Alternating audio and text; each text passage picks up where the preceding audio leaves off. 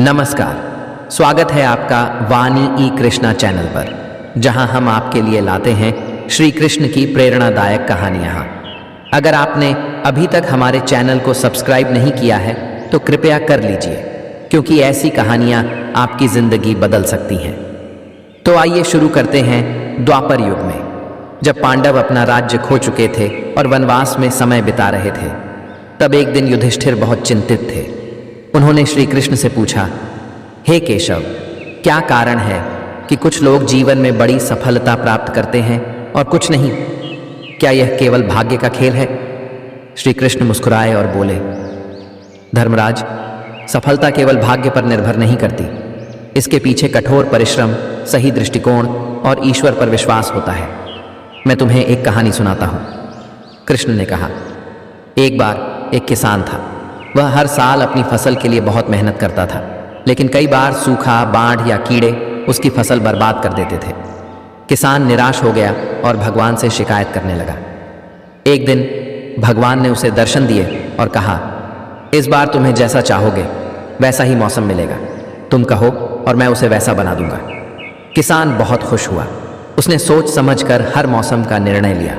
बारिश, धूप और हवा सब कुछ उसकी मर्जी से हुआ। लेकिन जब फसल कटने का समय आया तो वह बहुत चौंक गया। फसल बहुत कमज़ोर और अधूरी थी। किसान ने भगवान से पूछा, हे प्रभु, यह कैसे हो सकता है? मैंने तो सब कुछ सही तरीके से किया था। भगवान मुस्कुराए और बोले, तुमने सब कुछ सही किया, लेकिन तूफान, संघर्ष और चुनौतियों की कमी ने फसल को कमज़ोर बना दिया। संघर्ष ही किसी को मजबूत बनाता है। यही जीवन का नियम है। कृष्ण ने कहा, युधिष्ठिर, सफलता का रहस्य है अपने परिश्रम, संघर्ष और सही मार्गदर्शन पर विश्वास रखना। हर चुनौती हमें मजबूत बनाती है। यदि हम केवल सुख चाहते हैं तो हम जीवन की सच्ची शिक्षा से वंचित रह जाएंगे।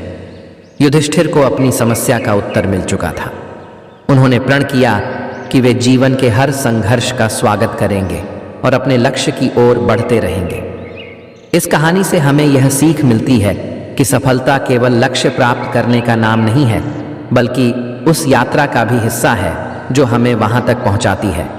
संघर्ष और कठिनाइयां ही हमें जीवन के लिए तैयार करती हैं। दोस्तों, अगर यह कहानी आपको प्रेरणा देती है तो कृपया इसे अपने दोस्तों और परिवार के साथ साझा करें। और हाँ, हमारे चैनल वाणी ई कृष्णा को सब्सक्राइब करना न भूलें, ताकि आप ऐसी और भी कहानियां सुन सकें।